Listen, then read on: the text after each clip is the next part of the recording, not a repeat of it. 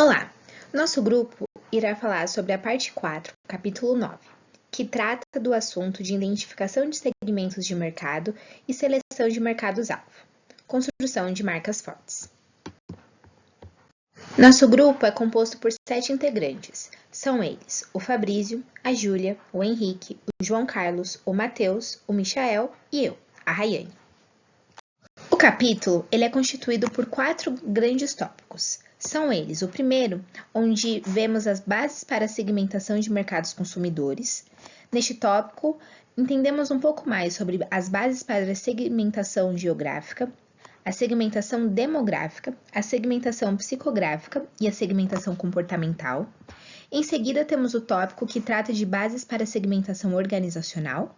O terceiro tópico fala sobre a seleção de mercados-alvo.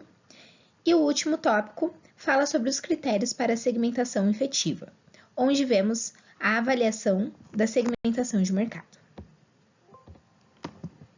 Falado anteriormente, a segmentação de mercado é composta por 4 grandes segmentações. Agora vamos entender um pouco mais especificamente sobre cada uma. A segmentação geográfica, ela divide o mercado com base em critérios geográficos, como, por exemplo, região, estado ou país.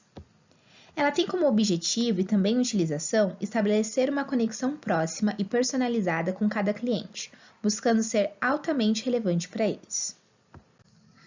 Já a segmentação demográfica, ela se baseia em características demográficas dos clientes, como, por exemplo, gênero, idade e renda, e tem como objetivo e utilização a personalização da estratégia para cada grupo de consumidor. Essa estratégia ela é amplamente utilizada devido à grande disponibilidade de dados demográficos e ao fato de estarem associadas às necessidades e aos desejos dos consumidores. Em seguida, temos a segmentação psicográfica, que agrupa os consumidores com base em seus traços psicológicos, como, por exemplo, a personalidade, o estilo de vida e até mesmo seus valores. O objetivo e utilização dela é compreender os aspectos emocionais e motivacionais que influenciam o comportamento do consumidor. Isso possibilita a criação de campanhas mais persuasivas e direcionais a cada indivíduo ou grupo. Por fim, a segmentação comportamental divide o mercado com base nos padrões de comportamento de compra dos consumidores, como, por exemplo, ocasiões de uso do produto, lealdade à marca e prontidão para a compra. O objetivo e utilização dela é compreender como os consumidores se comportam em relação ao produto ou serviço. Ela é diferente da psicográfica, pela maior aproximação com o comportamento real do consumidor, e pode ser dividida em 2 subgrupos: a segmentação por necessidade e a segmentação por benefícios. Falando agora da segmentação organizacional, vemos que ela é semelhante à segmentação do mercado, porém tem algumas características específicas da segmentação voltada para organizações. Bem, temos também a segmentação demográfica, que leva em consideração qual o setor, o porte, localização das empresas avaliadas. Temos a operacionais, que considera quais tecnologias devem ser o foco, qual o status de usuário e não usuários e qual o nível de recursos necessitados pelos clientes.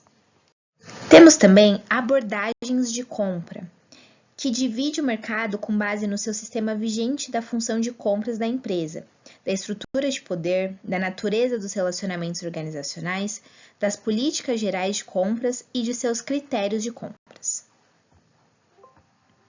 Depois, temos fatores situacionais, que divide os segmentos pela necessidade da urgência nas entregas, nas especificidades das aplicações do produto e no tamanho do pedido. Temos também características pessoais, que levam em consideração a semelhança de valores entre as empresas, a forma que lidam com os riscos e a sua fidelidade. Vamos falar agora sobre a seleção de mercado-alvo. Bem, o capítulo do livro indica que segmentos de mercado podem ser desenvolvidos a partir de diversas técnicas de estatísticas. A partir disso, Roger Best ele criou um processo de segmentação baseado em 7 etapas. São elas: primeiro temos as necessidades, que é a divisão dos clientes em grupos de acordo com a proximidade de suas necessidades e quais benefícios eles estão procurando para seus problemas de consumo. Depois, temos a identificação do segmento, que após identificar os segmentos da primeira etapa, é necessário torná-los distintos e identificáveis por características demográficas, estilo de vida e comportamento.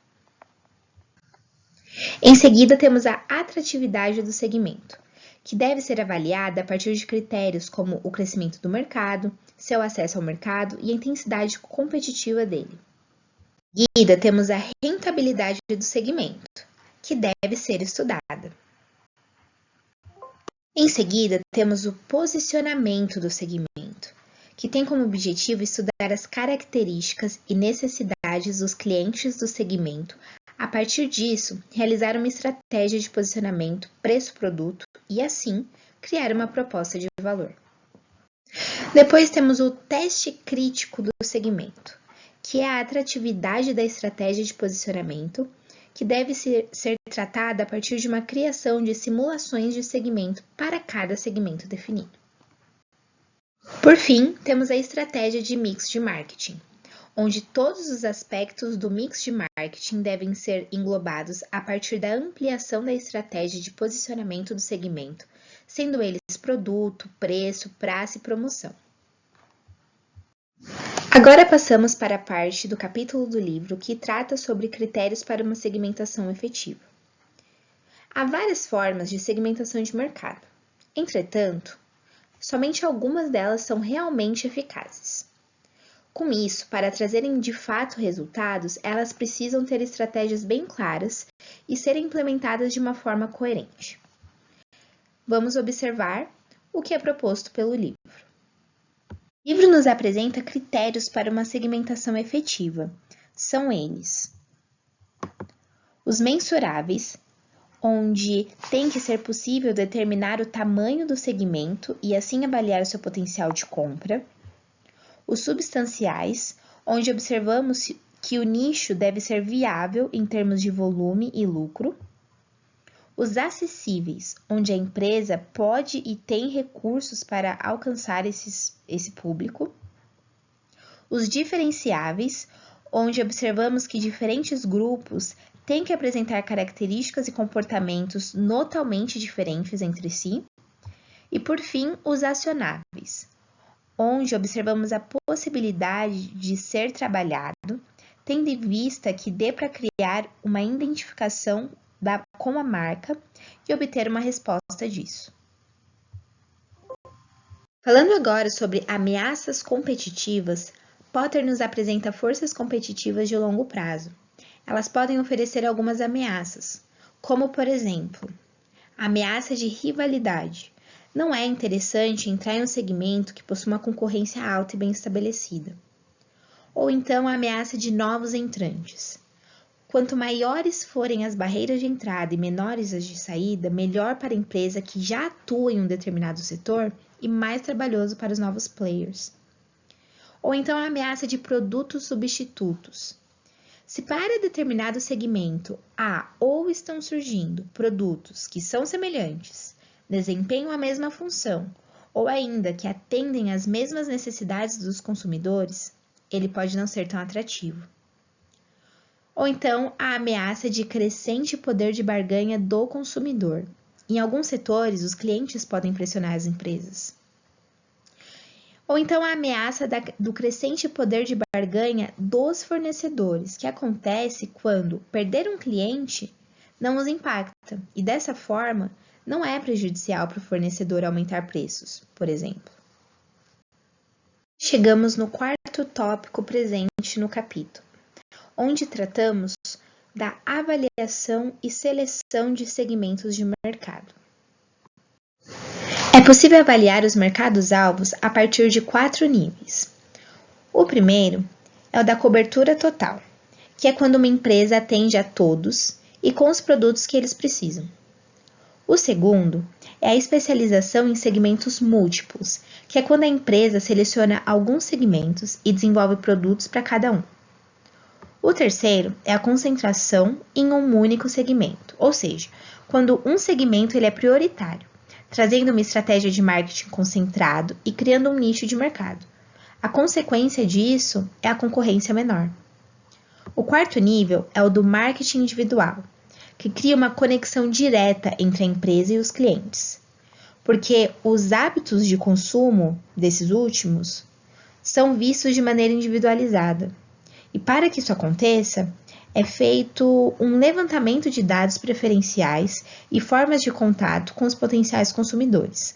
E assim é mensurado os custos para fidelizar cada um deles e possíveis ganhos. E assim é desprendido tempo para a construção de um relacionamento e diálogo com seus clientes. Em suma, é isso que é apresentado nesse capítulo do livro e o nosso grupo agradece. Muito obrigada!